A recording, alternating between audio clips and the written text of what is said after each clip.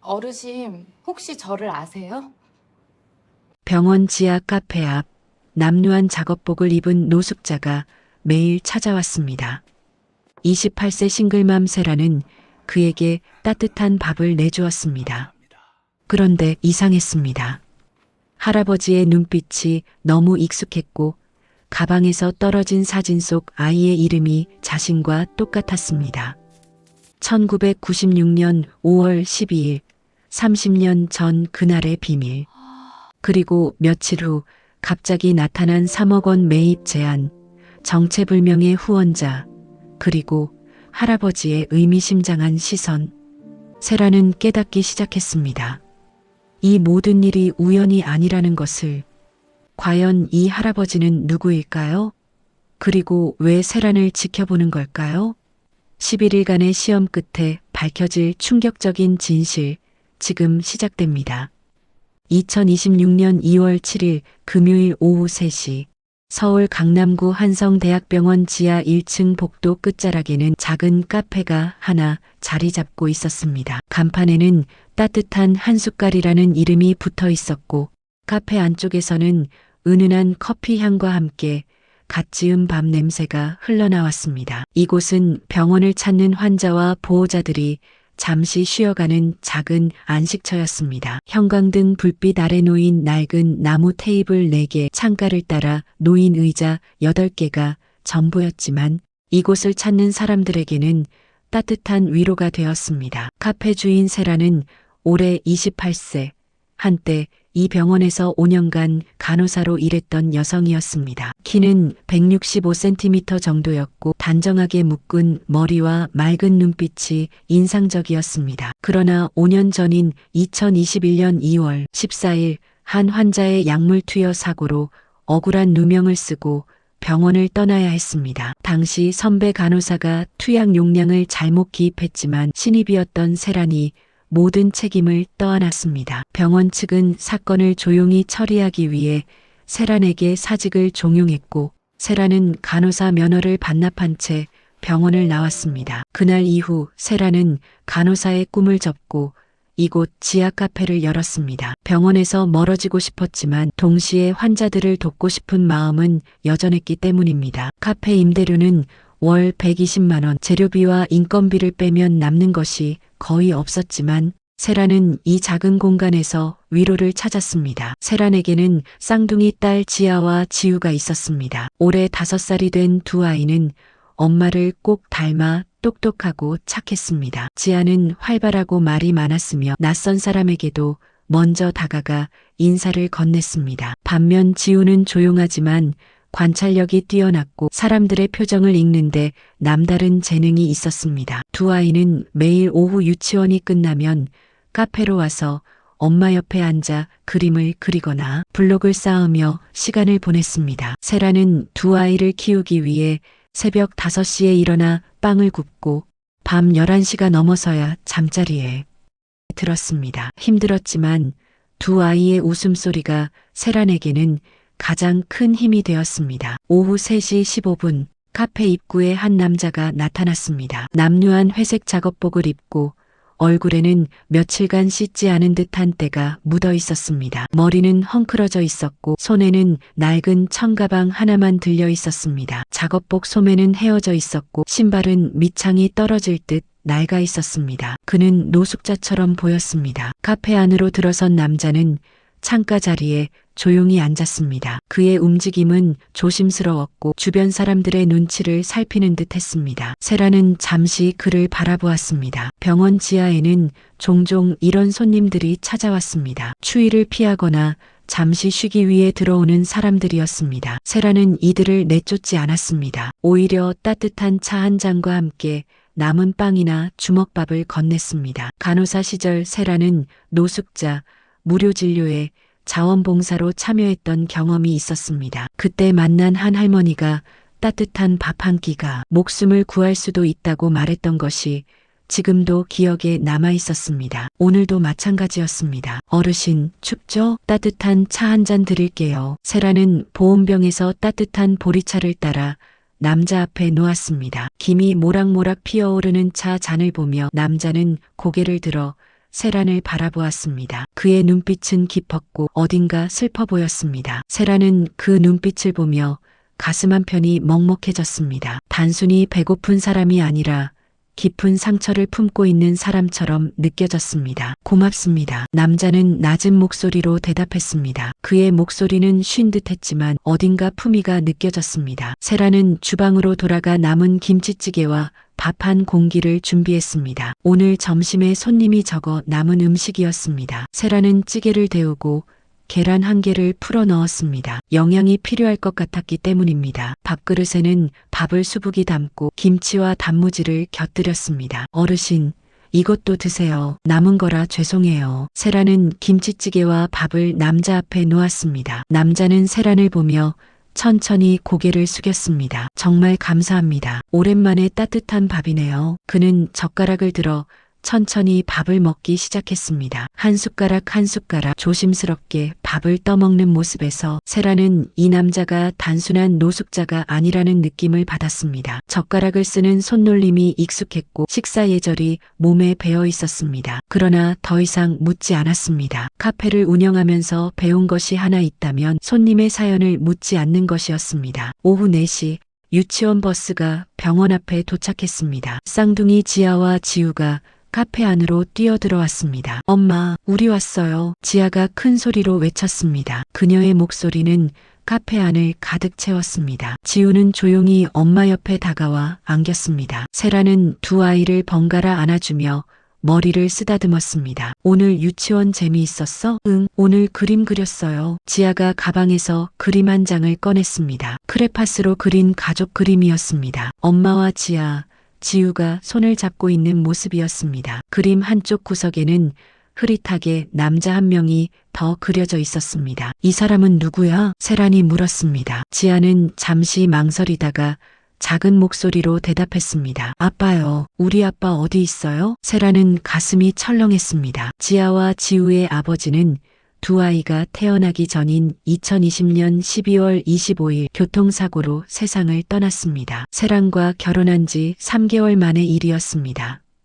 당시 세란은 임신 6개월이었고 남편의 죽음을 받아들이기까지 오랜 시간이 걸렸습니다. 그 후 세란은 홀로 두 아이를 출산하고 키워왔습니다. 남편이 남긴 보험금 8천만 원으로 카페를 열었고 그 돈도 이제 거의 바닥이 났습니다. 아빠는 하늘나라에 계셔. 우리를 항상 지켜보고 계실 거야. 세라는 지아를 꼭 안아주었습니다. 지우도 엄마 옆에 붙어 조용히 눈물을 글썽였습니다. 그 순간 창가에 앉아있던 남자가 두 아이를 바라보았습니다. 그의 눈가에도 눈물이 맺혔습니다. 남자는 최한길, 한성그룹의 총수이자 대한민국 10대 재벌 중 한 명이었습니다. 올해 68세인 그는 50조 원이 넘는 재산을 가진 거물이었습니다. 그러나 그에게는 30년 전 잃어버린 딸이 있었습니다. 1996년 5월 12일 일요일 오후 2시, 당시 겨우 2살이었던 딸이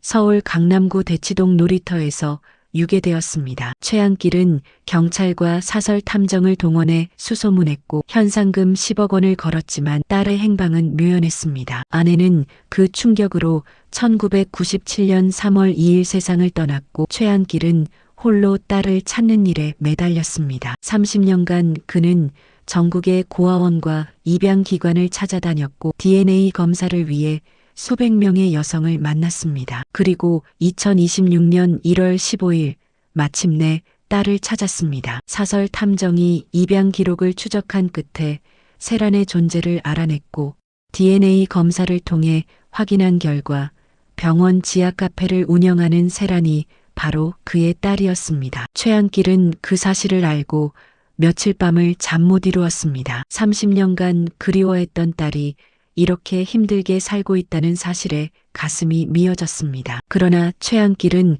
곧바로 딸에게 다가가지 않았습니다. 30년간 떨어져 살았던 딸이 과연 진심으로 자신을 받아들일지 아니면 50조 원의 재산만을 노릴지 확인하고 싶었습니다. 그래서 그는 노숙자로 변장하고 딸의 카페를 찾았습니다. 11일간 딸을 시험하기로 결심한 것입니다. 저녁 6시 카페 문을 닫을 시간이 되었습니다. 최한길은 자리에서 일어나 세란에게 다가갔습니다. 정말 감사했습니다. 내일 또 와도 될까요? 세란은 미소를 지으며 고개를 끄덕였습니다. 물론이에요. 어르신, 추운데 어디서 주무세요? 근처 쉼터에 있어요. 걱정 마세요. 최한길은 천가방을 들고 카페를 나섰습니다. 문을 나서는 그의 뒷모습을 바라보며 세라는 알 수 없는 감정에 휩싸였습니다. 왜인지 그 남자가 낯설지 않았습니다. 마치 오래전 어디선가 본 듯한 느낌이었습니다. 밤 10시 최한길은 강남구 삼성동에 있는 호텔 스위트룸으로 돌아왔습니다. 비서 김 실장이 그를 맞이했습니다. 김 실장은 50대 중반의 남자로 20년간 최한길을 보좌해 온 충복이었습니다. 회장님, 오늘은 어떠셨습니까? 딸은 착하더군. 노숙자에게 밥을 내주는 모습을 보니 마음이 따뜻했어. 하지만 아직 확신할 수 없어. 앞으로 10일 더 지켜봐야 해. 최한길은 창밖을 바라보며 깊은 한숨을 내쉬었습니다. 30년간 그리워했던 딸이 눈앞에 있지만 아직 그녀에게 진실을 말할 수 없었습니다. 그는 딸이 재산이 아닌 사람을 보는지 확인하고 싶었습니다. 2026년 2월 8일 토요일 오전 10시 카페의 따뜻한 한 숟갈은 주말 아침부터 손님들로 붐볐습니다. 병원을 찾는 환자 가족들이 아침 식사를 하기 위해 카페를 찾았습니다. 세라는 주방에서 계란말이와 토스트를 준비하며 분주하게 움직였습니다. 주말에는 평일보다 손님이 20% 정도 많았고 세라는 혼자서 주문을 받고 요리를 하느라 정신이 없었습니다. 쌍둥이 지아와 지우는 카페 구석 테이블에 앉아 색칠 공부를 하고 있었습니다. 두 아이는 엄마가 바쁠 때면 조용히 놀며 방해하지 않았습니다. 오전 10시 30분 카페 문이 열리며 어제 그 노숙자가 다시 나타났습니다. 최한길은 어제와 똑같은 회색 작업복 차림이었습니다. 얼굴에는 여전히 때가 묻어 있었고 머리는 헝클어져 있었습니다. 그는 조용히 창가 자리에 앉았습니다. 세라는 주방에서 그를 발견하고 미소를 지었습니다. 어제의 약속대로 다시 찾아온 것이었습니다. 세라는 따뜻한 보리차를 따라 그에게 건넸습니다. 어르신, 어제 잘 주무셨어요? 덕분에 따뜻하게 잤습니다. 감사합니다. 최한길은 고개를 숙이며 대답했습니다. 세라는 주방으로 돌아가 아침 메뉴를 준비했습니다. 오늘은 된장찌개와 밥 그리고 계란말이를 준비했습니다. 남은 재료로 만든 소박한 식사였지만 세라는 정성껏 준비했습니다. 된장은 어머니에게서 배운 레시피로 직접 담근 것이었고 계란말이에는 당근과 파를 잘게 썰어 넣었습니다. 어르신, 이거 드세요. 아침은 드셨어요? 아니요, 아직입니다. 정말 감사합니다. 최한길은 된장찌개를 한 숟가락 떠먹었습니다. 따뜻한 국물이 목을 타고 내려가자 눈가가 촉촉해졌습니다. 30년 전 아내가 끓여주던 된장찌개 맛이 떠올랐습니다. 아내는 딸이 유괴된 후 매일 아침 딸을 위해 밥을 차려놓았습니다. 세란이가 돌아오면 이걸 먹여야 해라고 말하며 눈물을 흘렸습니다. 그러나 딸은 돌아오지 않았고 아내는 1년 뒤 세상을 떠났습니다. 최한길은 아내의 묘 앞에서 꼭 딸을 찾아서 데려오겠다고 약속했지만 그 약속을 지키기까지 30년이라는 세월이 걸렸습니다. 최한길은 젓가락을 놓고 잠시 눈을 감았습니다. 감정이 북받쳐 올랐습니다. 세라는 그의 모습을 보며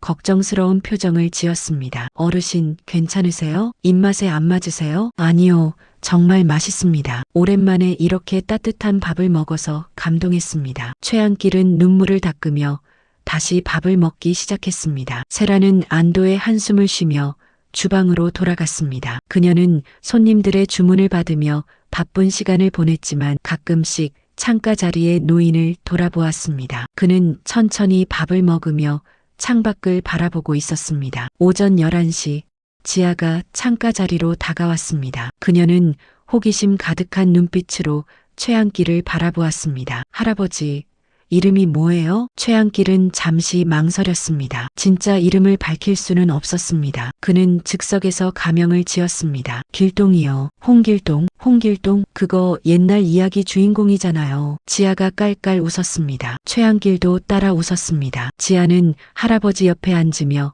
색칠 공부책을 펼쳤습니다. 할아버지, 같이 색칠해요. 최한길은 크레파스를 들어 지아와 함께 색칠을 시작했습니다. 오랜만에 느끼는 평화로운 시간이었습니다. 그는 손녀와 함께 시간을 보내며 마음이 따뜻해졌습니다. 지아는 할아버지의 손을 잡고 할아버지 손은 왜 이렇게 거칠어요? 라고 물었습니다. 최한길은 할아버지가 일을 많이 해서 그래라고 대답했습니다. 실제로 그의 손은 노동자의 손이 아니라 골프채를 쥐던 손이었지만 그는 거짓말을 이어갔습니다. 정오 12시 최한길은 자리에서 일어나 천가방을 들었습니다. 그런데 가방을 들다가 그만 바닥에 떨어뜨리고 말았습니다. 가방에서 낡은 사진 한 장이 떨어졌습니다. 세라는 그 사진을 주워 최한길에게 건넸습니다. 어르신, 이거 떨어뜨리셨어요. 세라는 사진을 보는 순간 숨이 멎었습니다. 사진 속에는 한 남자가 어린 여자아이를 안고 웃고 있었습니다. 여자아이는 겨우 2살쯤 되어 보였습니다. 분홍색 원피스를 입고 있었고 머리에는 노란색 리본이 달려 있었습니다. 사진 뒷면에는 1996년 5월 12일 사랑하는 내 딸 세란에게라는 글씨가 적혀 있었습니다. 글씨는 펜으로 쓴 것이었고 잉크가 약간 번져 있었습니다. 이게 무슨... 세란은 손이 떨렸습니다. 사진 속 여자아이의 이름이 자신과 똑같았습니다. 그리고 날짜는 1996년 5월 12일, 바로 자신이 유괴되었다고 들은 날짜였습니다. 세라는 어릴 적 기억이 거의 없었습니다. 양부모님께 입양되어 자랐고 자신의 과거에 대해서는 잘 알지 못했습니다. 양부모님은 내가 3살 때 입양했다고만 말씀하셨을 뿐 자세한 이야기는 하지 않으셨습니다. 양부모님은 2018년과 2019년에 차례로 세상을 떠났고 세라는 자신의 출생에 대한 단서를 잃었습니다. 어르신, 이 사진 속 아이는 누구예요? 세란이 떨리는 목소리로 물었습니다. 최한길은 사진을 받아들고 깊은 한숨을 쉬었습니다. 제 딸입니다. 30년 전에 잃어버렸어요. 그럼 지금은 어디 계세요? 모릅니다. 아직 찾지 못했어요. 평생 찾아다녔지만 소식이 없어요. 최한길은 사진을 가방 속에 넣으며 고개를 숙였습니다. 세라는 가슴이 두근거렸습니다. 혹시 이 남자가 자신의 친아버지일까? 그러나 확신할 수 없었습니다. 세라는 양부모님께 들은 이야기와 사진 속 날짜를 떠올렸습니다. 양부모님은 내가 1996년 6월에 고아원에서 왔다고 말씀하셨습니다. 그렇다면 사진 속 날짜와 한 달 정도 차이가 났습니다. 어르신, 혹시 그 딸분의 이름이 세란이었나요? 최한길은 깜짝 놀라 고개를 들었습니다. 어떻게 아셨습니까?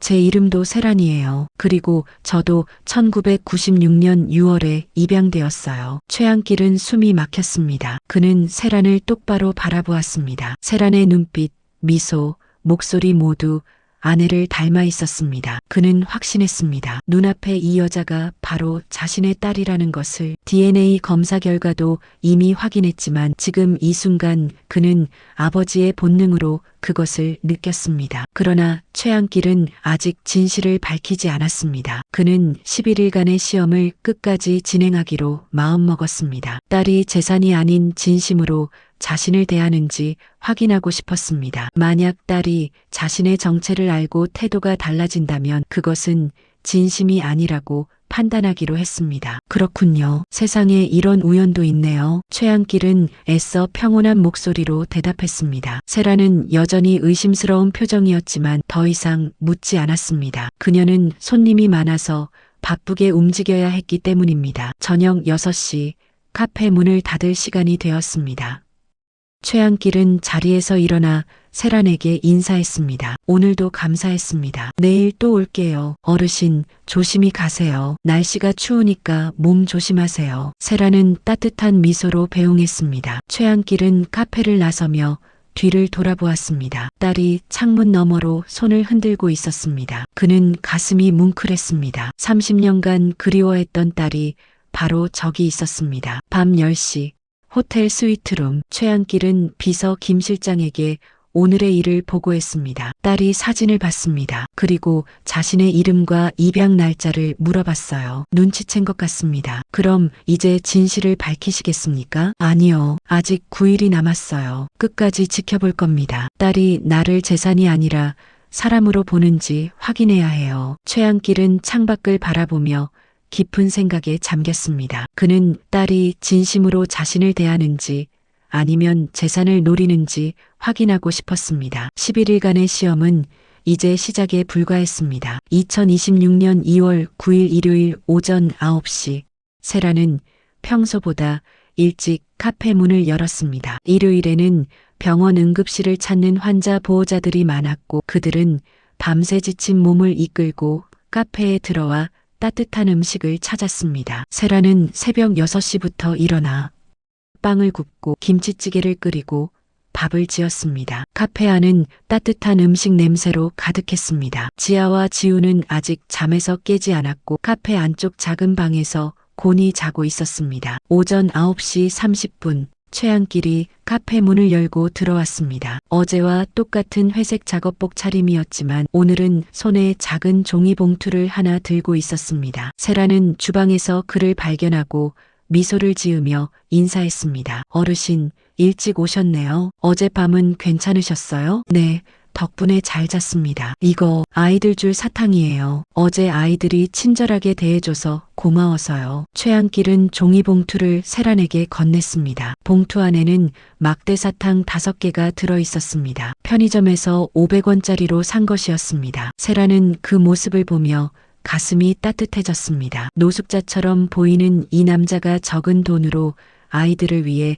사탕을 샀다는 사실이 감동적이었습니다. 어머, 고맙습니다. 아이들이 정말 좋아할 거예요. 세라는 사탕을 받아들고 주방으로 들어갔습니다. 그녀는 오늘도 어제처럼 된장찌개와 밥을 준비했습니다. 최한길은 창가 자리에 앉아 창밖을 바라보았습니다. 일요일 아침의 병원은 조용했습니다. 가끔 구급차 소리가 들렸지만 대부분의 시간은 고요했습니다. 오전 10시, 지아와 지우가 잠에서 깨어 카페로 나왔습니다. 두 아이는 머리를 헝클어뜨린 채 눈을 비비며 엄마를 찾았습니다. 엄마, 배고파요. 지아가 작은 목소리로 말했습니다. 세라는 두 아이를 안아주며 머리를 쓰다듬었습니다. 그래, 엄마가 밥 줄게. 조금만 기다려. 세라는 주방에서 아이들을 위해 계란말이와 토스트를 준비했습니다. 그리고 어제 최한길이 준 사탕을 꺼내 아이들에게 보여주었습니다. 저기 창가에 앉아 계신 할아버지가 너희들 주신 거야. 고맙다고 인사드려야지. 지아와 지우는 사탕을 보며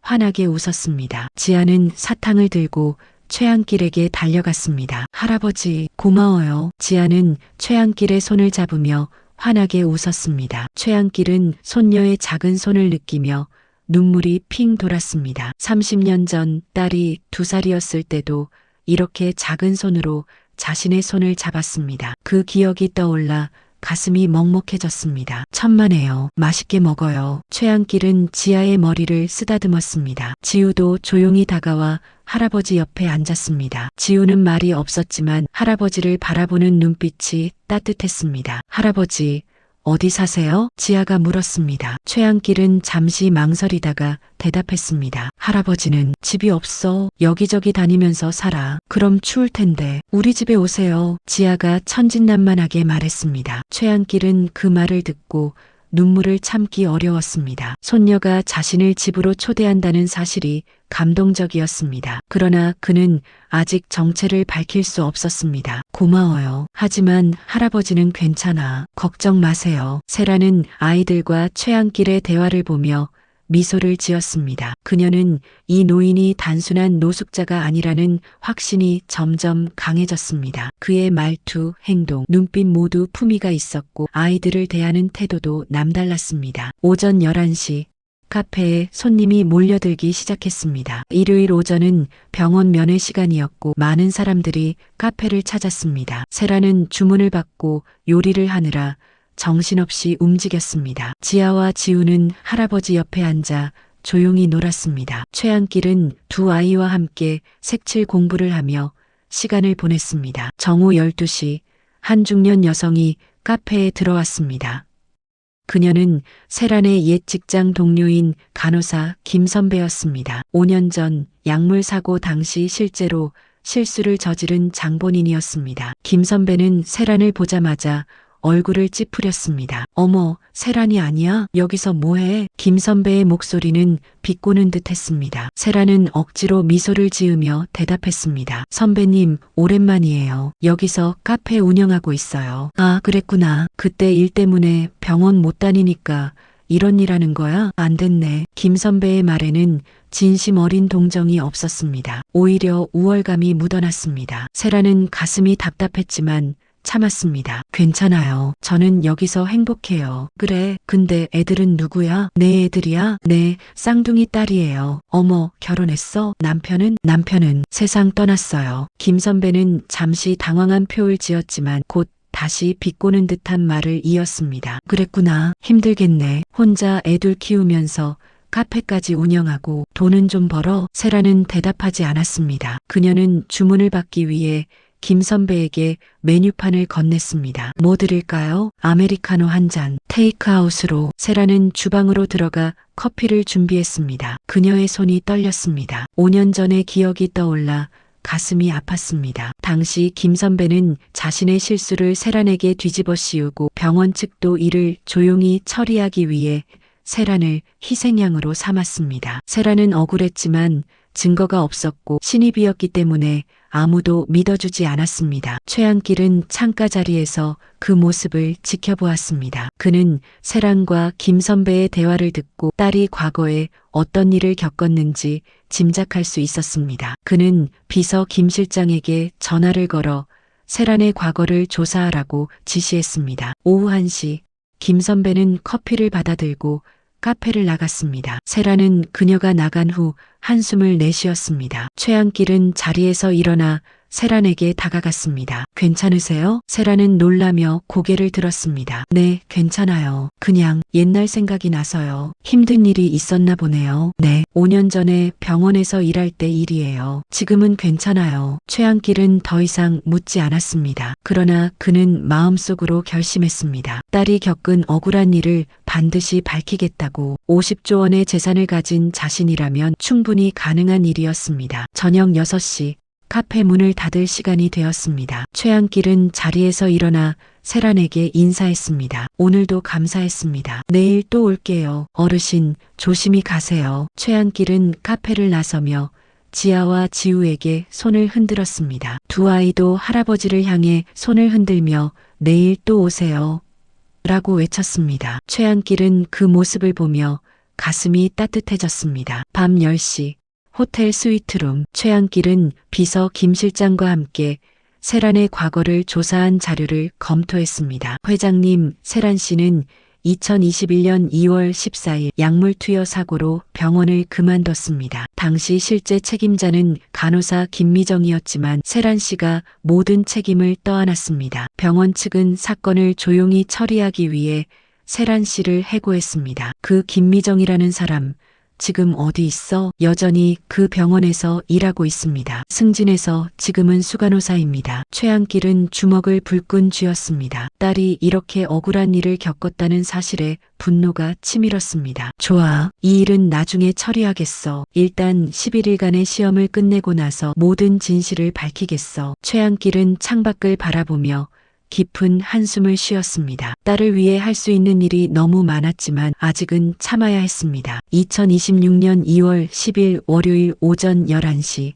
카페의 따뜻한 한숟갈에는 평소보다 손님이 적었습니다. 월요일 오전은 병원 외래 진료 시간이었고 대부분의 사람들은 진료를 받느라 카페를 찾지 않았습니다. 세라는 주방에서 설거지를 하며 혼자만의 시간을 보냈습니다. 지아와 지우는 유치원에 갔고 카페는 조용했습니다. 오전 11시 30분 최한길이 카페 문을 열고 들어왔습니다. 오늘은 어제보다 더 남루한 차림이었습니다. 작업복은 덧때가 묻어 있었고 얼굴에는 수염이 자라 있었습니다. 그는 평소보다 더 지쳐 보였습니다. 세라는 그를 보자마자 걱정스러운 표정을 지었습니다. 어르신, 오늘 많이 피곤해 보이세요. 괜찮으세요? 네, 괜찮습니다. 그냥 어젯밤에 잠을 잘 못 잤어요. 최한길은 창가 자리에 앉았습니다. 세라는 따뜻한 보리차를 따라 그에게 건넸습니다. 오늘도 그녀는 김치찌개와 밥을 준비했습니다. 최한길은 천천히 밥을 먹으며 세란을 관찰했습니다. 오늘은 딸에게 첫 번째 시험을 할 계획이었습니다. 정오 12시 한 남자가 카페에 들어왔습니다. 그는 정장을 입고 있었고 손에는 서류 가방을 들고 있었습니다. 40대 중반으로 보이는 그는 세란에게 다가가 명함을 건넸습니다. 안녕하세요. 저는 한성부동산 대표 김태준입니다. 혹시 시간 좀 내주실 수 있으세요? 세란은 명함을 받아들고 의아한 표정을 지었습니다. 무슨 일이세요? 저희 회사에서 이 카페를 매입하고 싶습니다. 좋은 조건으로 제안 드리려고 왔어요. 세란은 놀라며 김태준을 바라보았습니다. 카페를 매입하겠다는 제안은 처음이었습니다. 저희 카페를요? 왜요? 이 병원 지하를 전부 리모델링할 계획입니다. 저희 회사에서 병원 측과 협의해서 이 공간을 프랜차이즈 카페로 바꾸려고 해요. 그래서 현재 운영 중인 카페를 먼저 정리해야 합니다. 세라는 가슴이 철렁했습니다. 카페는 그녀에게 생계수단이자 삶의 터전이었습니다. 만약 카페를 잃는다면 지아와 지우를 키울 방법이 없었습니다. 그럼 저는 어떻게 되나요? 걱정하지 마세요. 저희가 좋은 조건을 드릴게요. 카페 매입 대금으로 3억 원을 드리겠습니다. 그리고 리모델링 후 새로운 프랜차이즈 카페에서 매니저로 일하실 수 있습니다. 월급은 500만 원입니다. 세라는 숨이 막혔습니다. 3억 원은 그녀가 평생 모아도 만질 수 없는 큰 돈이었습니다. 그리고 월급 500만 원은 지금 카페에서 버는 수입의 2배가 넘었습니다. 세라는 잠시 고민했습니다. 이 제안을 받아들이면 경제적으로 안정될 수 있었습니다. 지아와 지우에게 더 좋은 환경을 제공할 수 있었습니다. 그러나 세라는 고개를 저었습니다. 죄송하지만 거절하겠습니다. 김태준은 놀라며 세란을 바라보았습니다. 왜요? 3억 원이면 적지 않은 돈인데요. 그리고 매니저 월급도 보장되는데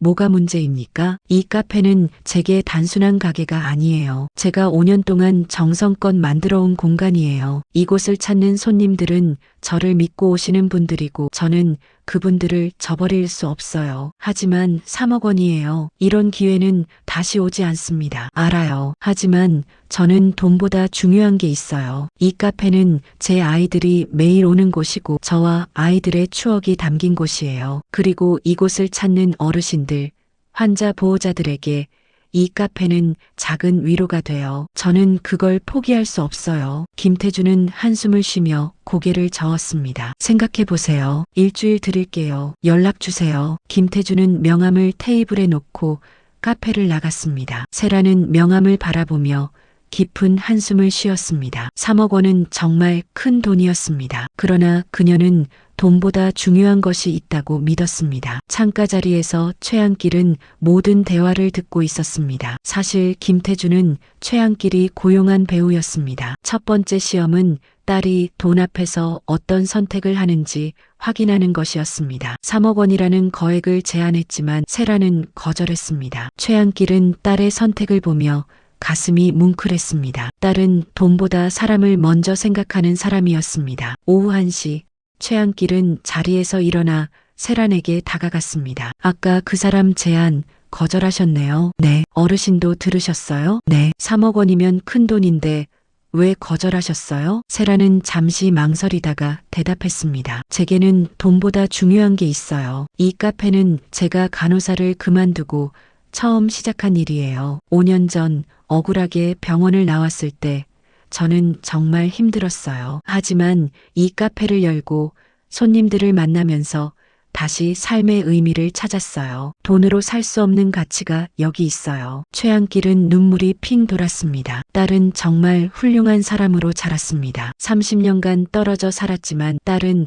올바른 가치관을 가지고 있었습니다. 훌륭한 선택이에요. 돈이 전부가 아니니까요. 감사해요, 어르신. 어르신은 정말 따뜻한 분이세요. 최한길은 더 이상 말하지 못했습니다. 그는 자리로 돌아가 창밖을 바라보았습니다. 첫 번째 시험은 통과했습니다. 앞으로 6일간 더 많은 시험이 남아 있었지만 최한길은 딸이 모든 시험을 통과할 것이라고 확신했습니다. 저녁 6시 카페 문을 닫을 시간이 되었습니다. 최한길은 세란에게 인사하며 카페를 나섰습니다. 밤 10시 호텔 스위트룸에서 최한길은 비서 김 실장에게 보고했습니다. 첫 번째 시험은 통과했어. 딸은 3억 원을 거절했어. 돈보다 사람을 먼저 생각하는 아이야. 축하드립니다. 회장님, 다음 시험은 언제 진행하시겠습니까? 내일부터 더 어려운 시험을 준비하겠어. 딸의 진심을 끝까지 확인할 거야. 최한길은 창밖을 바라보며 깊은 생각에 잠겼습니다. 2026년 2월 11일 화요일 오전 10시, 세라는 카페 카운터에 앉아 장부를 정리하고 있었습니다. 이번 달 임대료 120만 원, 재료비 80만 원, 전기세와 수도세 25만 원을 합치면 225만 원이었습니다. 그러나 이번 달 매출은 180만 원에 불과했습니다. 45만 원이 부족했습니다. 세라는 한숨을 쉬며 통장 잔고를 확인했습니다. 23만 원이 전부였습니다. 지아와 지우의 유치원 비용 30만 원도 아직 내지 못했습니다. 세라는 머리를 감싸쥐었습니다. 5년 전 카페를 열 때 친구에게 빌린 300만 원이 아직 200만 원이 남아 있었습니다. 매달 20만 원씩 갚고 있었지만 최근 몇 달은 장사가 잘 안 되어 갚지 못했습니다. 친구는 독촉하지 않았지만 세라는 마음이 무거웠습니다. 그녀는 휴대전화를 꺼내 친구에게 문자를 보냈습니다. 미안해. 이번 달도 늦을 것 같아. 다음 달에는 꼭 갚을게. 오전 10시 30분. 최한길이 카페에 들어왔습니다. 오늘도 그는 남루한 작업복 차림이었습니다. 세라는 억지로 미소를 지으며 그를 맞이했습니다. 어르신, 어서 오세요. 최한길은 세란의 표정이 어둡다는 것을 알아챘습니다. 그녀의 눈가에는 피곤함이 묻어났고 어깨는 축 처져 있었습니다. 무슨 일 있으세요? 오늘 표정이 안 좋아 보이는데. 세라는 고개를 저었습니다. 아니에요. 괜찮아요. 그냥 좀 피곤해서요. 최한길은 더 이상 묻지 않았습니다. 그는 창가 자리에 앉아 세란을 지켜보았습니다. 세란은 주방으로 들어가 된장찌개를 끓이기 시작했습니다. 그러나 그녀의 손놀림은 평소보다 느렸고 가끔씩 한숨을 쉬었습니다. 오전 11시 한 남자가 카페에 들어왔습니다. 그는 30대 초반으로 보였고 손에는 서류 봉투를 들고 있었습니다. 세라는 그를 보자마자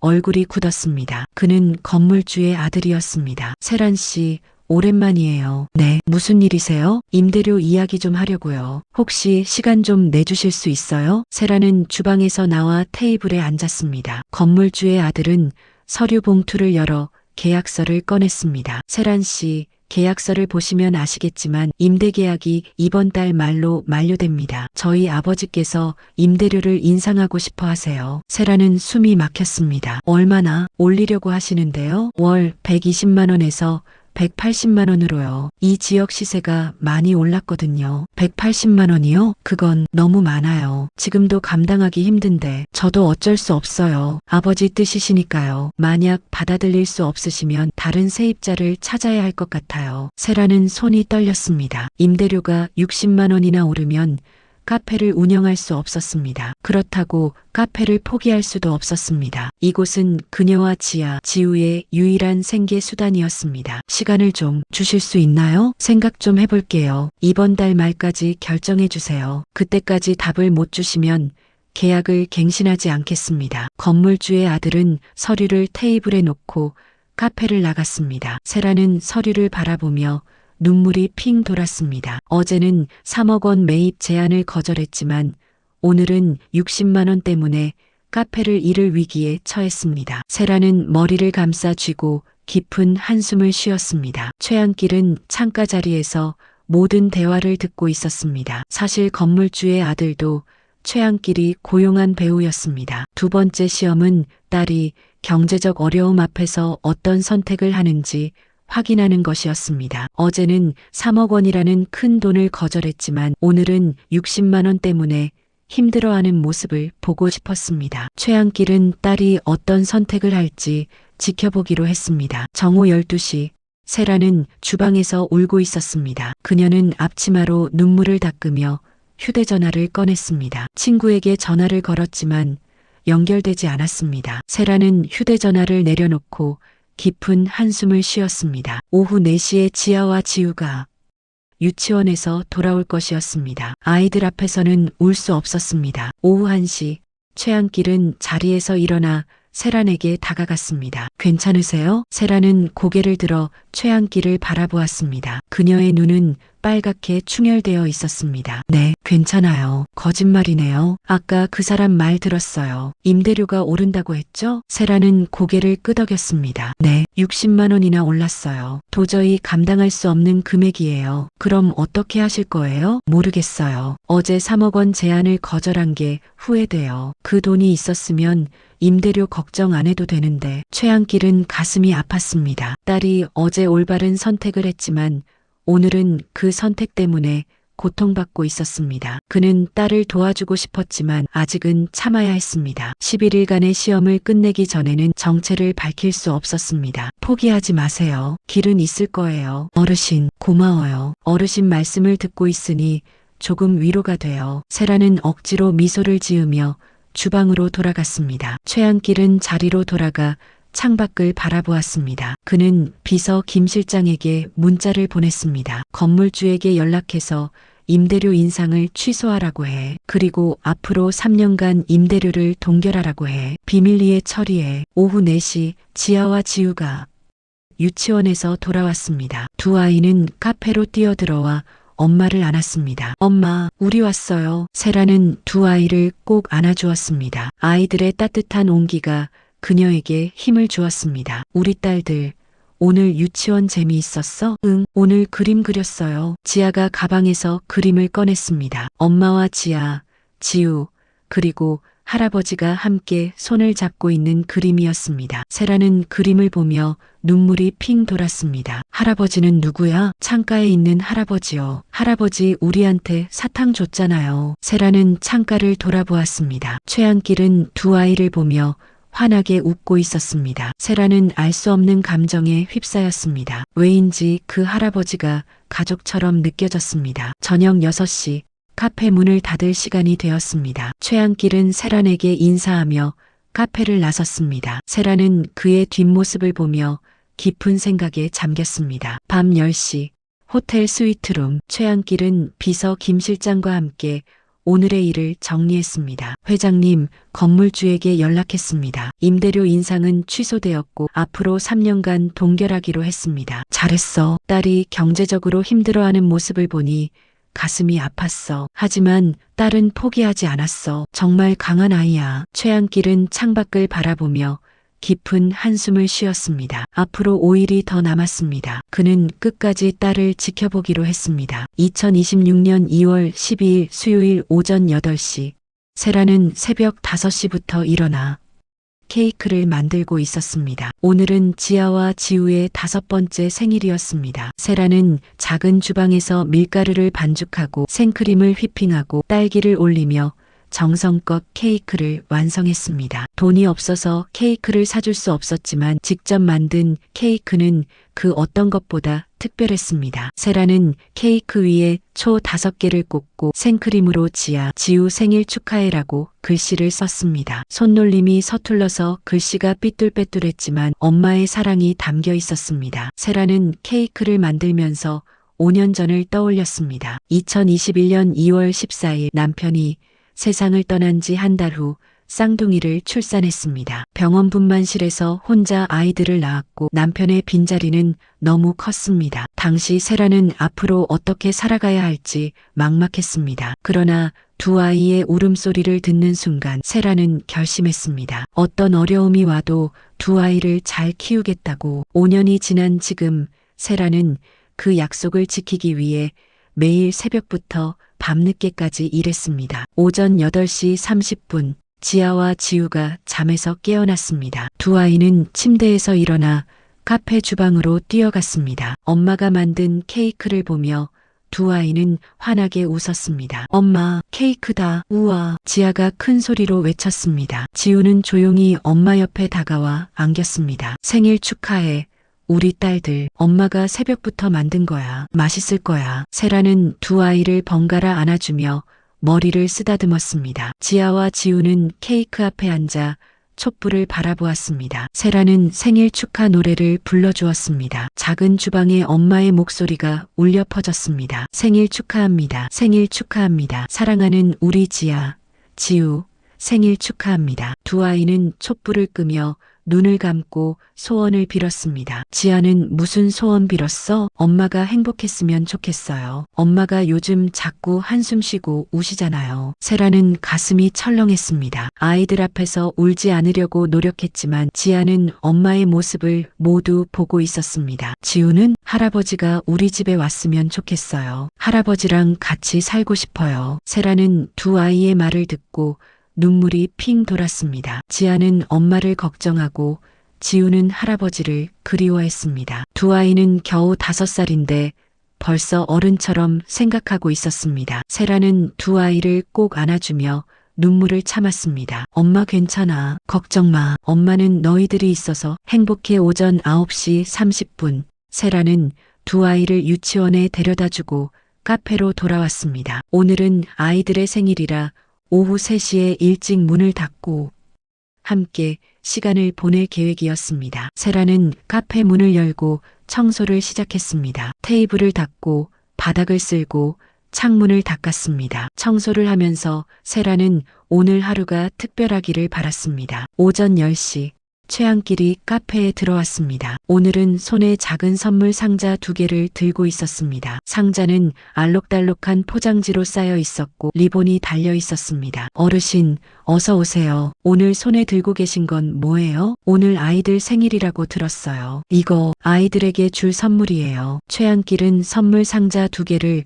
세란에게 건넸습니다. 세란은 상자를 받아들고 놀라며 물었습니다. 어르신, 이걸 어디서 구하셨어요? 편의점에서 샀어요. 큰 건 아니지만 아이들이 좋아할 것 같아서요. 세라는 선물 상자를 열어보았습니다. 안에는 작은 인형 2개가 들어있었습니다. 지아를 위한 토끼 인형과 지우를 위한 곰 인형이었습니다. 각각 1만 원짜리 인형이었지만 정성이 담겨 있었습니다. 세라는 눈물이 핑 돌았습니다. 어르신, 정말 감사해요. 어르신은 돈도 없으실 텐데 이렇게까지 해주시다니. 괜찮아요. 아이들이 좋아할 것 같아서 샀어요. 제가 할 수 있는 건 이것밖에 없어서 죄송해요. 최한길의 목소리는 떨렸습니다. 사실 그는 50조 원의 재산을 가진 재벌이었지만 지금은 노숙자로 변장한 상태였습니다. 그는 손녀들에게 더 비싼 선물을 주고 싶었지만 정체를 들킬 수 없었습니다. 최한길은 편의점에서 인형을 고르며 눈물을 흘렸습니다. 손녀들의 5번째 생일을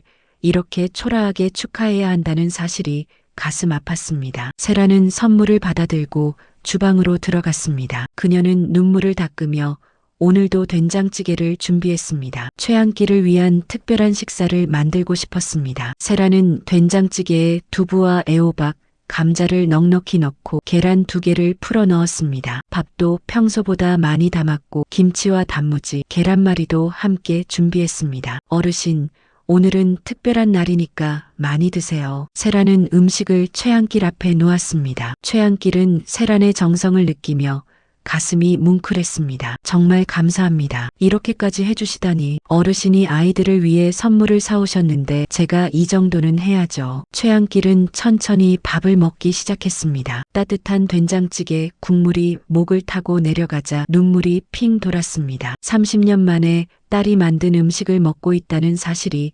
감동적이었습니다. 정오 12시 카페에 손님이 몰려들기 시작했습니다. 점심시간이라 병원 직원들과 환자 보호자들이 카페를 찾았습니다. 세라는 주문을 받고 요리를 하느라 정신없이 움직였습니다. 오늘은 손님이 평소보다 많았고 세란 혼자서는 감당하기 어려웠습니다. 최한길은 세란이 바쁜 모습을 보며 안타까웠습니다. 그는 자리에서 일어나 세란에게 다가갔습니다. 제가 도와드릴까요? 세란은 놀라며 최한길을 바라보았습니다. 어르신이요? 괜찮으세요? 힘드실 텐데. 아니에요. 저도 할 수 있어요. 설거지라도 해드릴게요. 최한길은 주방으로 들어가 설거지를 시작했습니다. 68세의 재벌 총수가 낡은 주방에서 설거지를 하고 있었습니다. 그의 손놀림은 익숙하지 않았지만 정성이 담겨 있었습니다. 접시를 닦고 컵을 씻고 냄비를 문질렀습니다. 물이 차가웠지만 최한길은 불평하지 않았습니다. 세라는 그의 모습을 보며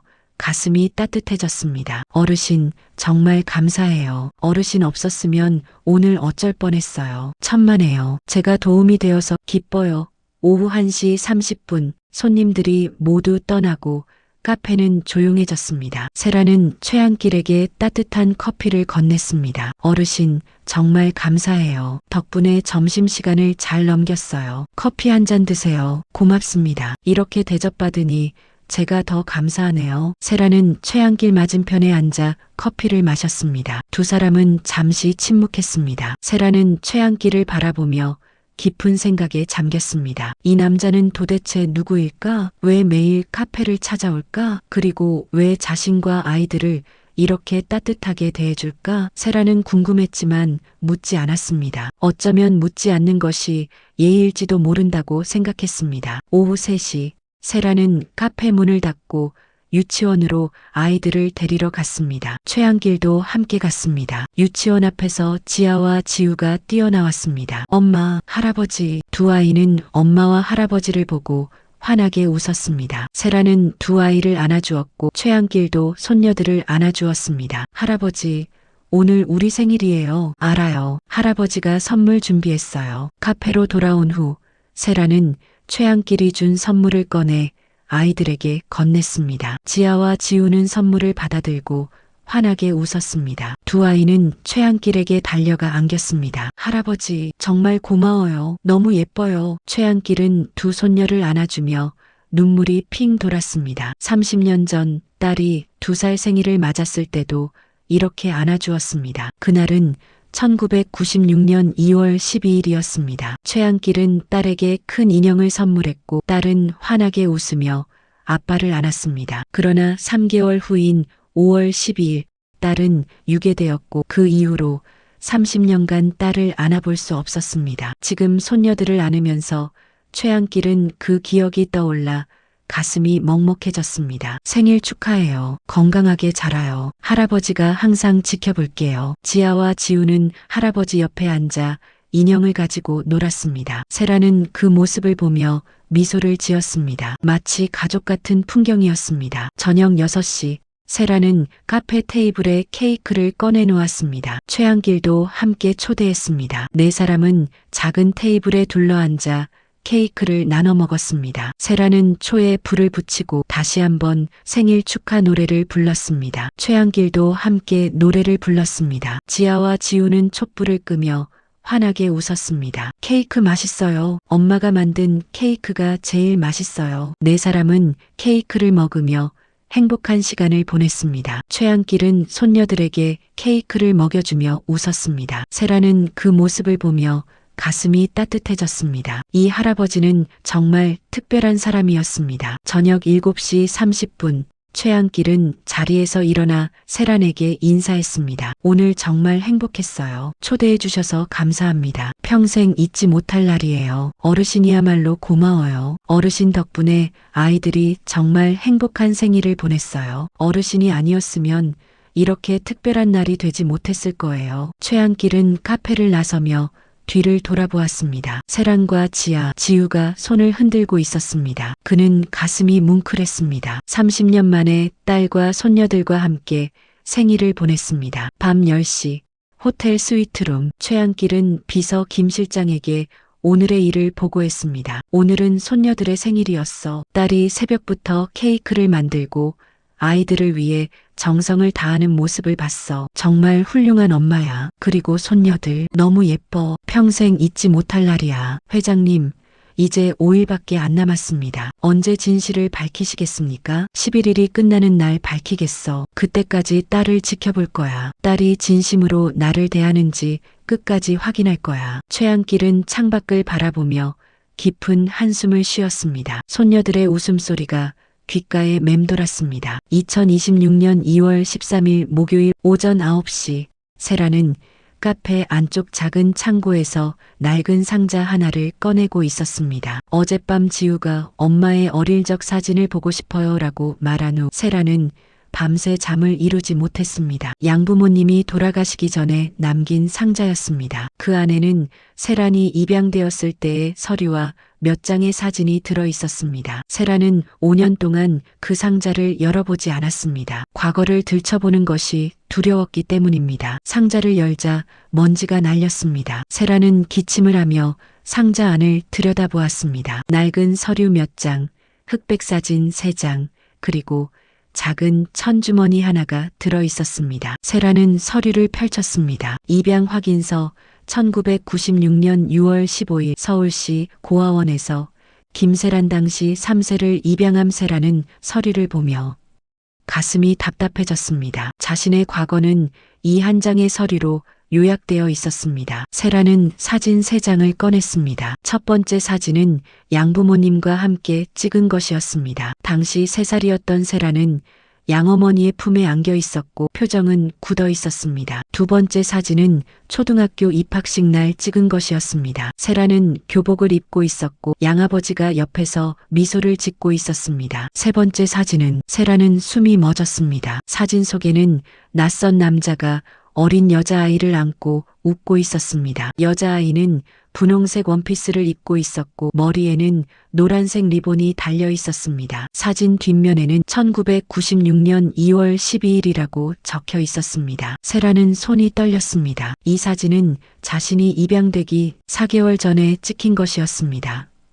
그렇다면 사진 속 남자는 자신의 친아버지일까? 세라는 사진을 자세히 들여다보았습니다. 남자의 얼굴은 흐릿했지만 눈빛은 따뜻했습니다. 그리고 그 눈빛은 어딘가 익숙했습니다. 세라는 갑자기 깨달았습니다. 이 눈빛은 매일 카페를 찾아오는 그 할아버지의 눈빛과 똑같았습니다. 오전 10시 최한길이 카페에 들어왔습니다. 오늘도 그는 남루한 작업복 차림이었습니다. 세라는 그를 보자마자 사진을 테이블 위에 펼쳐 놓았습니다. 어르신, 이 사진 좀 봐주세요. 최한길은 사진을 보는 순간 얼굴이 굳었습니다. 그 사진은 30년 전 자신이 딸과 함께 찍은 것이었습니다. 딸의 두 번째 생일날 찍은 사진이었습니다. 최한길은 사진을 들어 올리며 손이 떨렸습니다. 이 사진은 어디서 구하셨어요? 제 양부모님이 남긴 상자에서 찾았어요. 이 사진은 제가 입양되기 전에 찍은 거예요. 어르신, 혹시 이 사진 속 남자가 누군지 아세요? 최한길은 대답하지 못했습니다. 그는 사진을 바라보며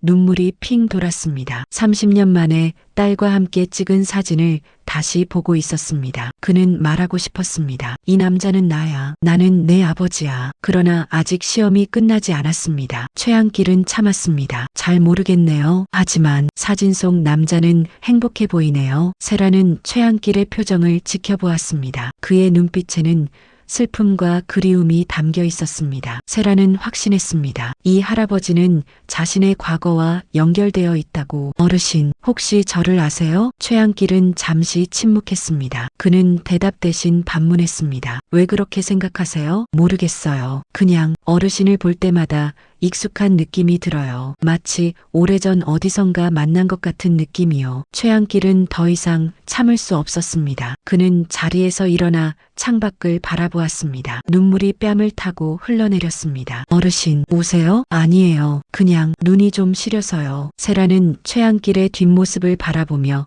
가슴이 먹먹해졌습니다. 이 할아버지는 분명 무언가를 숨기고 있었습니다. 오전 11시 세라는 주방으로 들어가 오늘의 식사를 준비했습니다. 평소보다 더 정성껏 준비했습니다. 된장찌개에 소고기를 넣고 밥은 잡곡밥으로 지었습니다. 계란말이에는 치즈를 넣어 부드럽게 만들었고 김치는 가장 맛있는 것으로 골랐습니다. 세라는 음식을 최한길 앞에 놓으며 말했습니다. 어르신, 오늘은 특별히 준비했어요. 많이 드세요. 감사합니다. 항상 이렇게 잘 대해주셔서 죄송하고 감사해요. 최한길은 밥을 먹으며 눈물을 참았습니다. 딸이 만든 음식을 먹을 때마다 가슴이 뭉클했습니다. 정오 12시 한 여성이 카페에 들어왔습니다. 그녀는 50대 후반으로 보였고 단정한 옷차림이었습니다. 세라는 그녀를 보자마자 놀라며 일어났습니다. 박 원장님, 세라나. 오랜만이다. 잘 지냈니? 박 원장은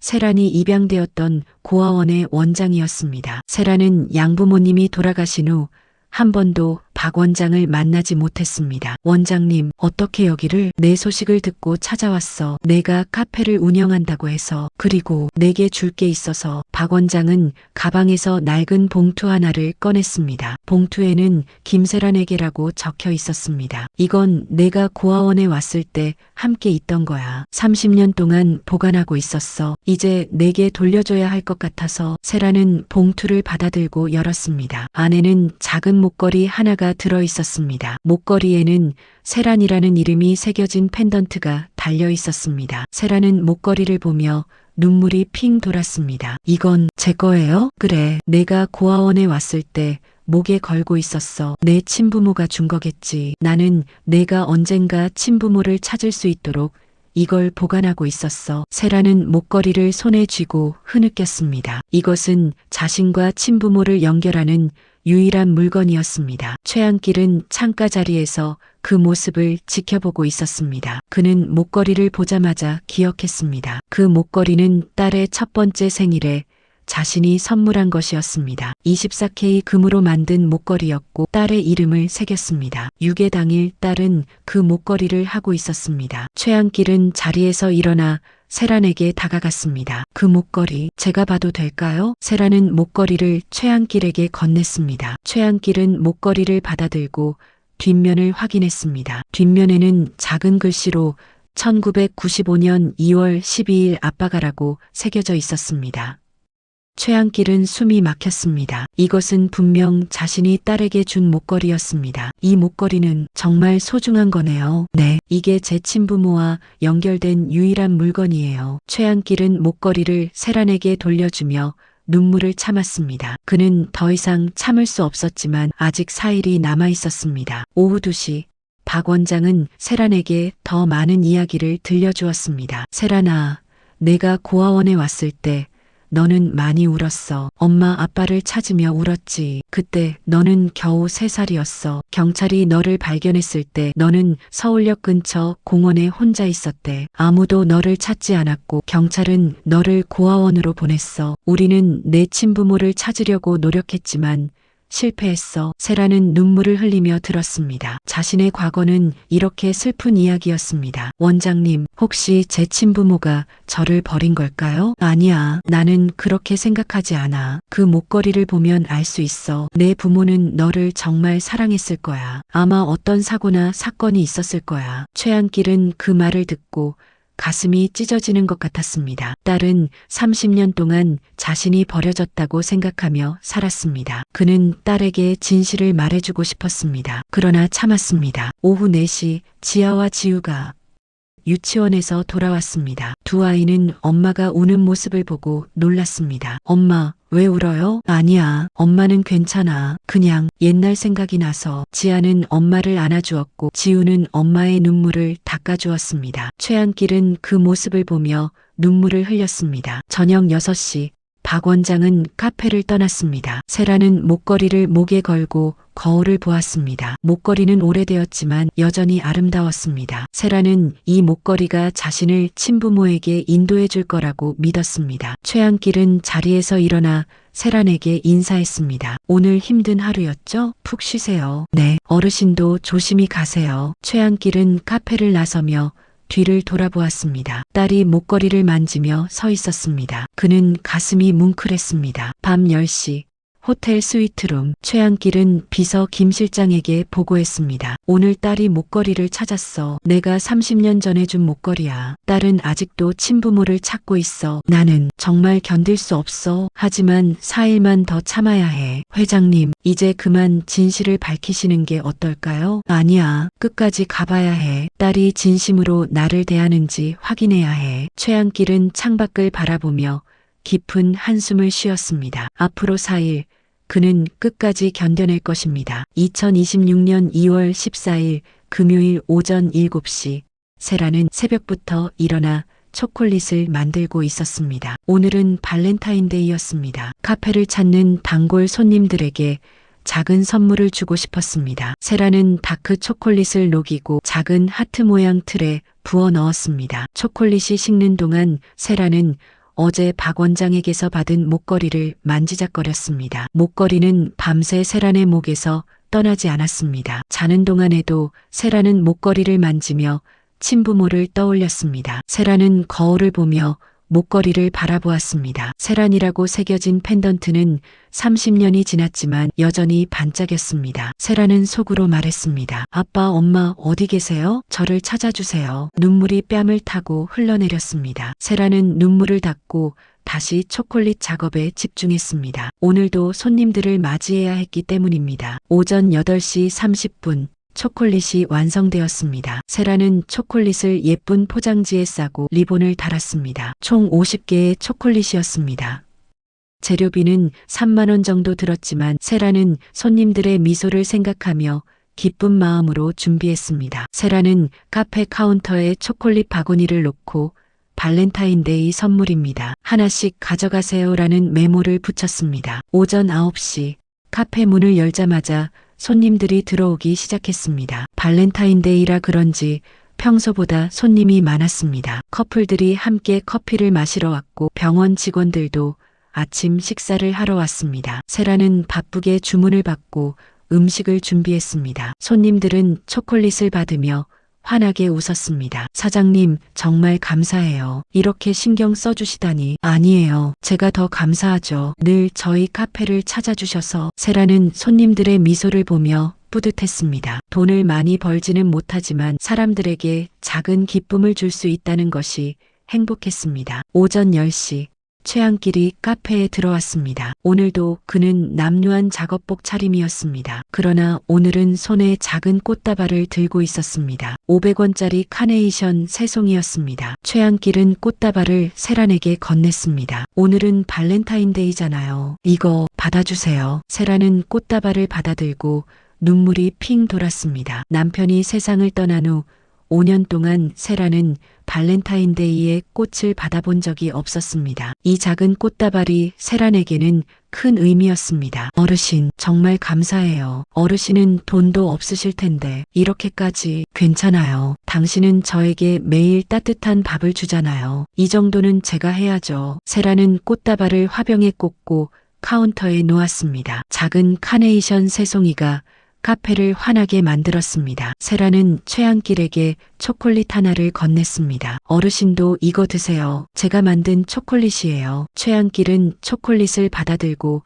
한 입 베어 물었습니다. 달콤한 맛이 입안에 퍼졌습니다. 30년 전 아내가 만들어주던 초콜릿 맛이 떠올랐습니다. 아내는 발렌타인데이마다 직접 초콜릿을 만들어 최한길에게 선물했습니다. 딸이 유괴된 후 아내는 초콜릿을 만들지 않았습니다. 그리고 1년 후 세상을 떠났습니다. 최한길은 초콜릿을 먹으며 눈물을 참았습니다. 정말 맛있어요. 정성이 느껴져요. 감사해요, 어르신. 최한길은 창가 자리에 앉아 오늘의 식사를 기다렸습니다. 세라는 주방으로 들어가 된장찌개를 끓이기 시작했습니다. 오늘은 특별히 쇠고기를 넣었습니다. 발렌타인데이라 조금 특별한 식사를 준비하고 싶었습니다. 오전 11시 한 남자가 카페에 들어왔습니다. 그는 40대 초반으로 보였고 정장을 입고 있었습니다. 손에는 큰 꽃다발과 고급 초콜릿 상자를 들고 있었습니다. 그는 세란에게 다가와 명함을 건넸습니다. 안녕하세요. 저는 강민호입니다. 이 병원 외과 과장이에요. 세란은 명함을 받아들고 의아한 표정을 지었습니다. 안녕하세요. 무슨 일이세요? 실은 세란 씨에게 드릴 게 있어서 왔어요. 강민호는 꽃다발과 초콜릿을 세란 앞에 놓았습니다. 세란은 놀라며 강민호를 바라보았습니다. 이게 무슨? 세란 씨, 저는 5년 전부터 당신을 알고 있었어요. 당신이 간호사였을 때부터요. 당신이 억울하게 병원을 떠난 것도 알고 있어요. 그때 제가 도와드리지 못해서 정말 죄송했어요. 오늘 용기를 내서 고백하려고 왔어요. 저와 사귀어 주시겠어요? 세라는 숨이 막혔습니다. 갑작스러운 고백에 당황했습니다. 강민호는 병원에서 유명한 외과 의사였고 연봉도 높았으며 외모도 준수했습니다. 많은 간호사들이 그를 좋아했습니다. 그런 그가 지금 자신에게 고백하고 있었습니다. 과장님, 저는 세란 씨, 저는 진심이에요. 당신이 이 카페를 운영하면서 얼마나 힘들게 사는지 알아요. 제가 도와드릴게요. 당신과 아이들을 책임질게요. 저와 함께하면 더 이상 경제적으로 힘들지 않을 거예요. 세라는 잠시 고민했습니다. 강민호의 제안은 솔깃했습니다. 그와 함께하면 지아와 지우에게 더 좋은 환경을 제공할 수 있었습니다. 더 이상 돈 걱정을 하지 않아도 되었습니다. 그러나 세라는 고개를 저었습니다. 과장님, 정말 감사해요. 하지만 저는 과장님의 마음을 받을 수 없어요. 왜요? 제가 부족한가요? 아니에요. 과장님은 정말 좋은 분이세요. 하지만 저는 아직 준비가 안 됐어요. 남편이 세상을 떠난 지 5년밖에 안 됐어요. 그리고 저는 지금 제 삶에 만족하고 있어요. 가난하지만 행복해요. 강민호는 실망한 표정을 지었습니다. 그래도 생각해 보세요. 제 연락처 남길게요. 마음이 바뀌면 언제든지 연락 주세요. 강민호는 명함을 테이블에 놓고 카페를 나갔습니다. 세라는 꽃다발과 초콜릿을 바라보며 깊은 한숨을 쉬었습니다. 최한길은 창가 자리에서 모든 대화를 듣고 있었습니다. 사실 강민호도 최한길이 고용한 배우였습니다. 세 번째 시험은 딸이 경제적 안정 앞에서 어떤 선택을 하는지 확인하는 것이었습니다. 외과 과장이라는 좋은 조건의 남자가 청혼했지만 세라는 거절했습니다. 그녀는 돈보다 자신의 삶과 가치관을 선택했습니다. 최한길은 딸의 선택을 보며 가슴이 뭉클했습니다. 정오 12시 세라는 주방에서 울고 있었습니다. 강민호의 제안을 거절한 것이 옳은 선택이었을까? 지아와 지우를 위해서는 받아들이는 것이 나았을까? 세라는 혼란스러웠습니다. 그때 최한길이 주방으로 들어왔습니다. 괜찮으세요? 세라는 고개를 들어 최한길을 바라보았습니다. 눈은 빨갛게 충혈되어 있었습니다. 모르겠어요. 제가 잘한 건지. 잘하셨어요. 당신은 돈보다 중요한 것을 선택했어요. 그게 바로 당신의 가치관이에요. 돈으로 행복을 살 수는 없어요. 하지만 아이들 생각을 하면 아이들은 돈보다 엄마의 행복을 원할 거예요. 당신이 행복해야 아이들도 행복해요. 당신은 올바른 선택을 했어요. 세라는 최한길의 말을 듣고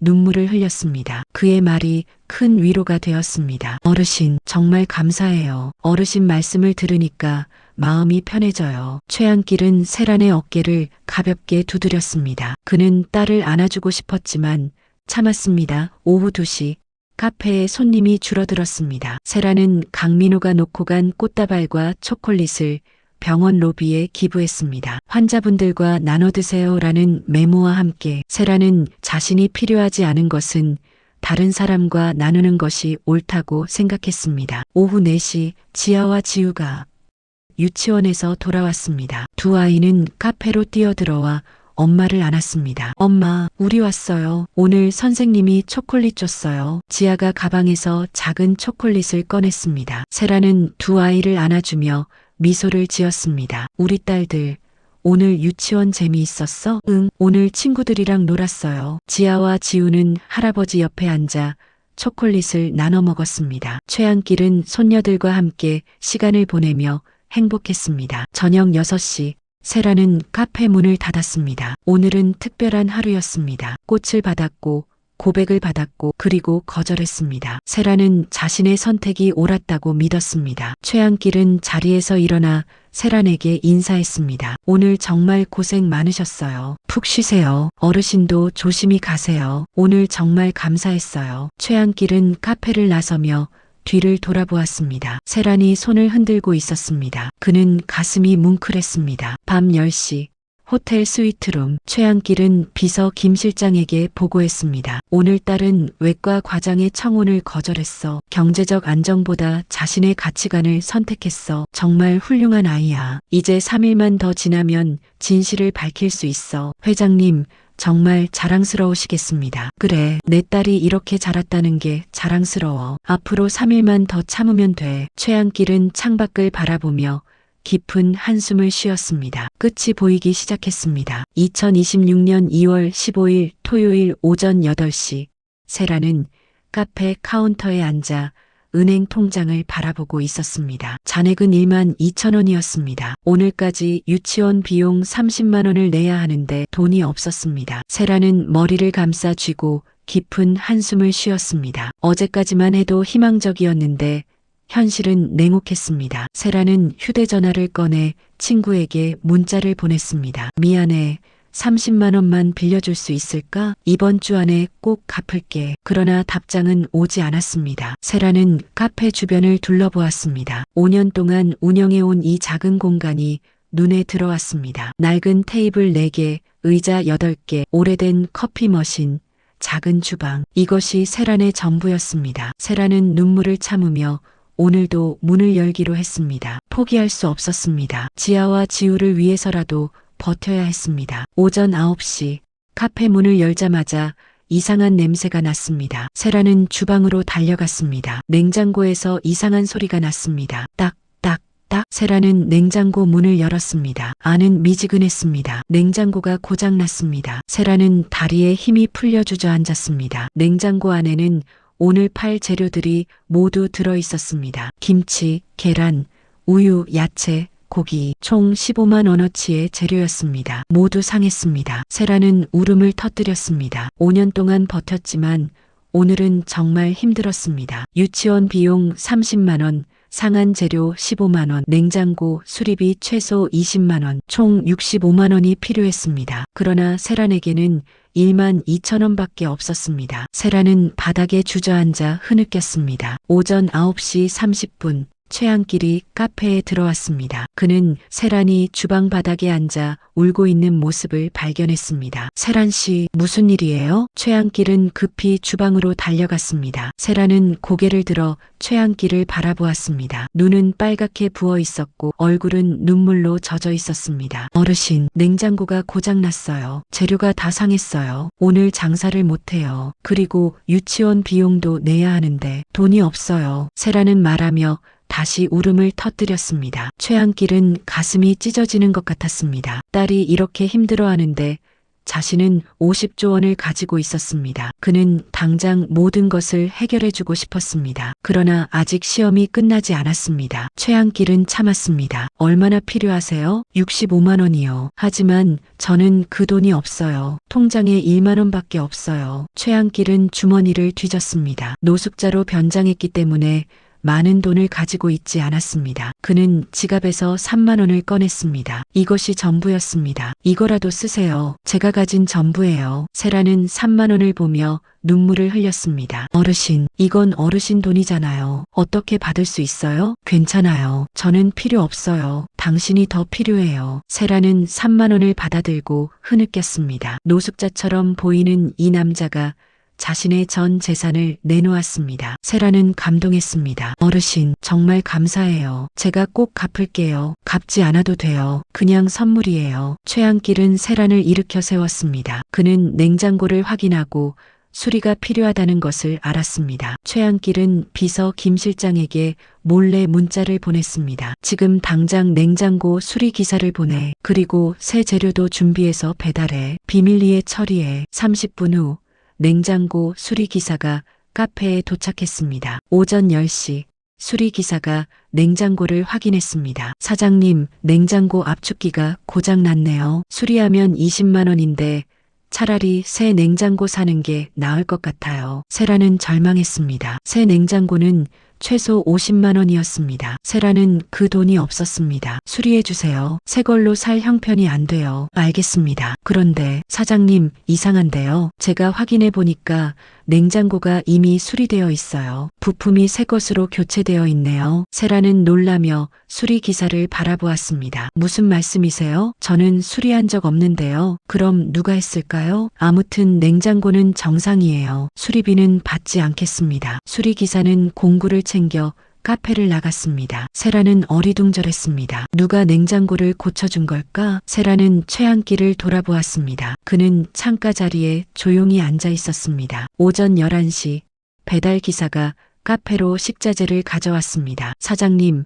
주문하신 식자재 배달 왔습니다. 저는 주문한 적 없는데요. 아, 익명으로 선결제되어 있어요. 받으세요. 배달 기사는 김치, 계란, 우유, 야채, 고기를 카페 안으로 옮겼습니다. 총 15만 원어치였습니다. 세라는 누가 이런 일을 했는지 알 수 없었습니다. 그녀는 주변을 둘러보았지만 아무도 없었습니다. 세라는 눈물을 흘렸습니다. 누군가가 자신을 도와주고 있었습니다. 정오 12시 세라는 카페를 정상적으로 운영할 수 있었습니다. 손님들이 들어와 음식을 주문했고 세라는 주방에서 요리를 만들었습니다. 최한길은 창가 자리에서 세란을 지켜보았습니다. 그는 딸이 웃으며 손님을 대하는 모습을 보며 안도했습니다. 오후 1시 유치원에서 전화가 왔습니다. 세란 씨, 유치원 비용이 입금되었습니다. 확인 부탁드려요. 세라는 놀라며 은행 앱을 확인했습니다. 통장에 30만 원이 입금되어 있었습니다. 입금자는 익명이었습니다. 세라는 숨이 막혔습니다. 도대체 누가 이런 일을 하는 걸까? 세라는 카페 안을 둘러보았습니다. 최한길이 조용히 앉아 있었습니다. 세라는 그에게 다가갔습니다. 어르신, 혹시 어르신이 하신 거예요? 최한길은 고개를 저었습니다. 아니에요. 저는 3만 원밖에 드리지 않았잖아요. 그럼 누가? 아마 천사가 있나 봐요. 당신처럼 착한 사람을 도와주는 천사요. 세라는 눈물을 흘렸습니다. 누가 도와줬는지 몰랐지만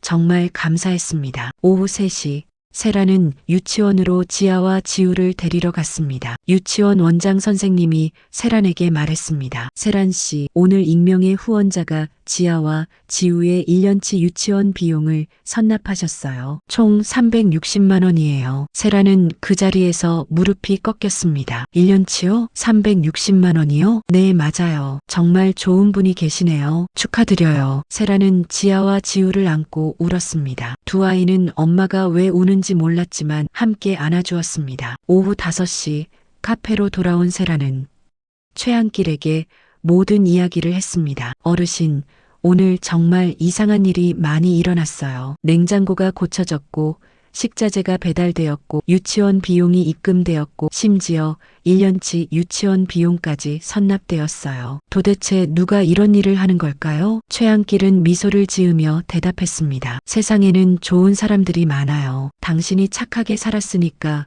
복을 받는 거예요. 하지만 이건 너무 큰 돈이에요. 저는 이럴 자격이 없어요. 자격 있어요. 당신은 매일 노숙자에게 밥을 주고 손님들에게 친절하게 대하고 아이들을 정성껏 키우잖아요. 당신은 이럴 자격이 충분해요. 세라는 최한길의 말을 듣고 눈물을 흘렸습니다. 그의 말은 큰 위로가 되었습니다. 저녁 6시 세라는 저녁 식사를 준비했습니다. 오늘은 특별히 삼겹살을 구워 최한길과 지아, 지우와 함께 먹었습니다. 네 사람은 작은 테이블에 둘러앉아 행복한 시간을 보냈습니다. 지아와 지우는 할아버지에게 삼겹살을 구워주며 웃었습니다. 할아버지, 맛있어요? 정말 맛있어요. 너희들 덕분이야. 저녁 7시 30분 최한길은 자리에서 일어나 세란에게 인사했습니다. 오늘 정말 다행이에요. 위기를 잘 넘기셨네요. 어르신 덕분이에요. 어르신이 옆에 계셔서 힘이 났어요. 최한길은 카페를 나서며 뒤를 돌아보았습니다. 세란과 지아, 지우가 손을 흔들고 있었습니다. 그는 가슴이 뭉클했습니다. 밤 10시 호텔 스위트룸 최한길은 비서 김 실장에게 보고했습니다. 오늘 딸은 큰 위기를 겪었어. 냉장고가 고장나고 재료가 상하고 돈이 없었어. 하지만 딸은 포기하지 않았어. 그리고 누군가의 도움을 받고도 교만하지 않고 감사했어. 정말 훌륭한 아이야. 회장님께서 도와주신 거죠? 그래. 더 이상 참을 수 없었어. 딸이 고통받는 모습을 볼 수 없었어. 이제 이 일만 더 지나면 진실을 밝힐 수 있어. 회장님, 정말 기대되시겠습니다. 그래. 이제 거의 다 왔어. 최한길은 창밖을 바라보며 깊은 한숨을 쉬었습니다. 2일 후면 모든 것이 밝혀집니다. 2026년 2월 17일 월요일 오전 9시 세라는 카페 문을 열며 깊은 한숨을 쉬었습니다. 지난 10일 동안 정말 많은 일이 있었습니다. 노숙자처럼 보이는 할아버지를 만났고 3억 원 매입 제안을 거절했고 외과 과장의 청혼을 거절했고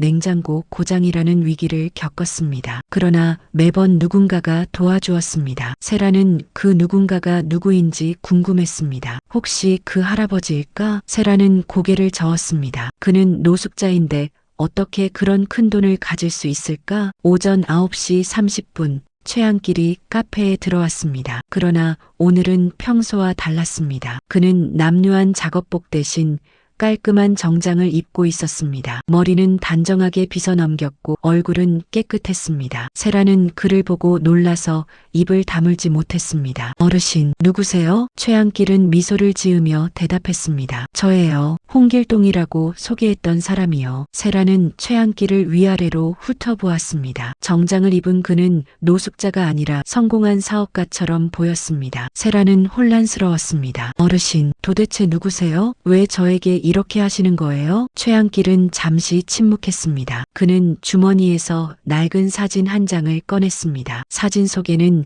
젊은 남자가 어린 여자아이를 안고 웃고 있었습니다. 사진 뒷면에는 1996년 2월 12일 사랑하는 내 딸 세란에게라고 적혀 있었습니다. 이 사진 기억하세요? 당신이 며칠 전에 봤던 사진이요. 세란은 사진을 보며 숨이 멎었습니다. 그 사진은 자신이 상자에서 찾았던 사진과 똑같았습니다. 이건 어떻게? 세란아, 나는 내 아버지야. 최한길이라고 해. 30년 전에 너를 잃어버렸어. 그리고 평생 너를 찾아다녔어. 2026년 1월 15일 드디어 너를 찾았어. DNA 검사로 확인했어. 너는 내 딸이야. 세라는 그 자리에 주저앉았습니다. 눈물이 뺨을 타고 흘러내렸습니다.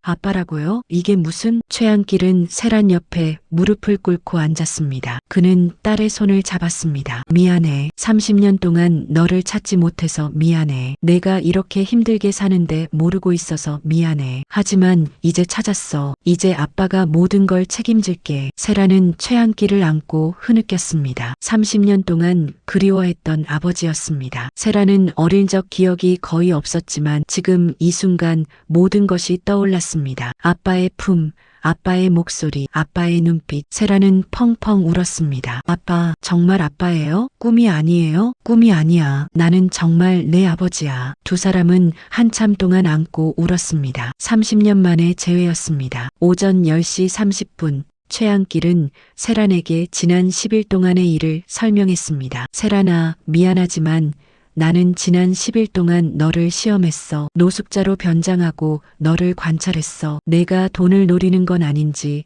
진심으로 사람을 대하는지 확인하고 싶었어. 시험이요? 그럼 그 3억 원 매입 제한도, 외과 과장 청혼도, 냉장고 수리도 다? 그래, 다 내가 꾸민 일이야. 미안해. 하지만 나는 확인하고 싶었어. 그리고 너는 모든 시험을 통과했어. 너는 돈보다 사람을 선택했고, 경제적 안정보다 자신의 가치관을 선택했고, 포기하지 않고 끝까지 버텼어. 나는 정말 자랑스러워. 세라는 울음을 멈추고 최한길을 바라보았습니다. 아빠, 그럼 아빠는 정말 부자예요? 그래, 나는 한성그룹의 총수야. 재산이 50조 원이 넘어. 그리고 그 재산은 모두 내 거야. 세라는 숨이 막혔습니다. 50조 원, 상상할 수 없는 금액이었습니다. 50조 원이요? 그건 너무 많아요. 저는 그런 돈 필요 없어요. 저는 지금처럼 살고 싶어요. 최한길은 미소를 지으며 딸의 머리를 쓰다듬었습니다. 역시 내 딸이야. 돈에 연연하지 않는 모습이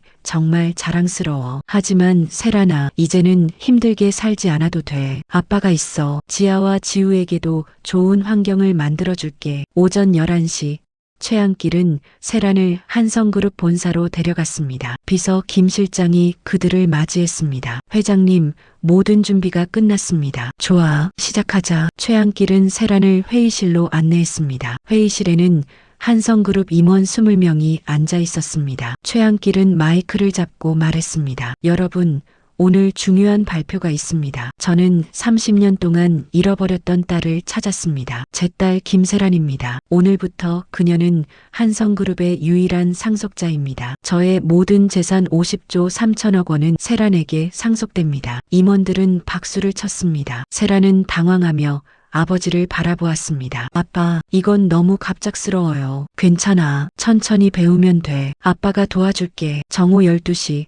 최한길은 세란에게 또 다른 선물을 주었습니다. 세란아, 5년 전에 내가 병원에서 억울하게 누명을 쓴 거 알고 있어. 그 일을 조사했어. 진짜 책임자는 간호사 김미정이야. 병원 측도 사실을 알고 있었지만 숨겼어. 내가 모든 증거를 확보했어. 그리고 병원 이사회를 압박해서 김미정을 해고시켰어. 병원 측도 공식 사과를 했어. 그리고 너에게 보상금 2억 원을 지급하기로 했어. 세라는 눈물을 흘렸습니다. 5년 동안 억울했던 일이 드디어 해결되었습니다. 아빠, 정말 감사해요. 그리고 내 간호사 면허도 복원했어. 원한다면 언제든지 다시 간호사로 일할 수 있어. 세라는 아버지를 안고 울었습니다. 모든 것이 해결되었습니다. 오후 2시, 최한길은 세란에게 더 많은 계획을 설명했습니다. 세란아, 나는 내가 카페를 계속 운영했으면 좋겠어. 하지만 이제는 더 이상 힘들게 하지 않을 거야. 새로운 건물을 매입해서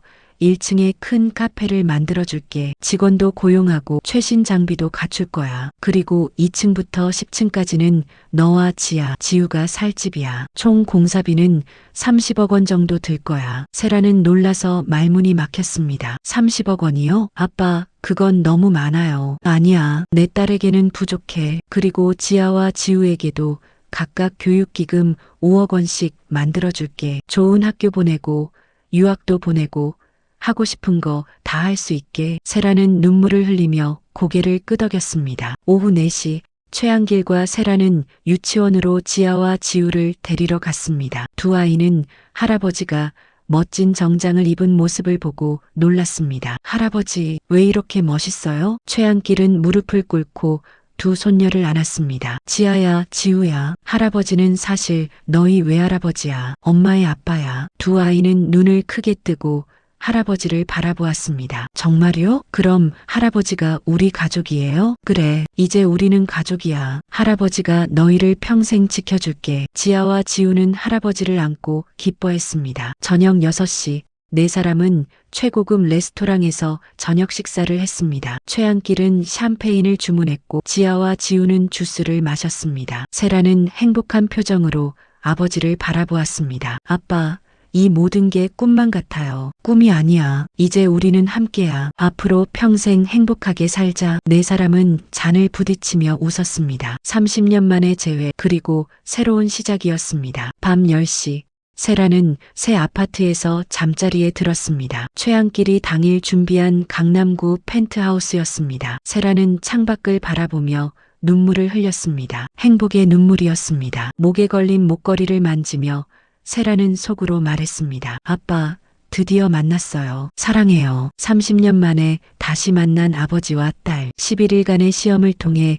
최한길 회장은 딸이 진심으로 사람을 대하는 착한 사람이라는 것을 확인했습니다. 세라는 3억 원 매입 제안을 거절했고 외과 과장의 청혼을 거절했고 어려운 순간에도 포기하지 않았습니다. 그녀는 돈보다 사람을, 경제적 안정보다 자신의 가치관을 선택했습니다. 최한길 회장은 50조 3천억 원의 재산을 딸에게 상속했고 5년 전 억울한 누명도 벗겨주었습니다. 세라는 새로운 카페를 열었고 지아와 지우는 좋은 환경에서 자라게 되었습니다. 그리고 네 사람은 행복하게 살았습니다. 여러분, 이 이야기는 우리에게 중요한 교훈을 줍니다. 돈이 전부가 아니라는 것, 진심으로 사람을 대하는 것이 얼마나 중요한지, 그리고 포기하지 않고 버티는 것이 얼마나 가치 있는지를. 세란처럼 착하게 살면 언젠가는 복이 온다는 것을 기억하세요. 조선 후기 실학자 다산 정약용 선생님은 목민심서에서 이렇게 말씀하셨습니다. 백성을 사랑하는 마음은 부모가 자식을 사랑하는 마음과 같아야 한다. 진심이 있으면 하늘도 감동한다. 세라는 손님들을 진심으로 대했고 그 진심이 결국 아버지에게 닿았습니다. 여러분도 진심으로 사람을 대하세요. 그러면 언젠가 좋은 일이 생길 겁니다. 구독과 좋아요 부탁드립니다. 댓글로 여러분의 지역을 알려주세요. 감사합니다.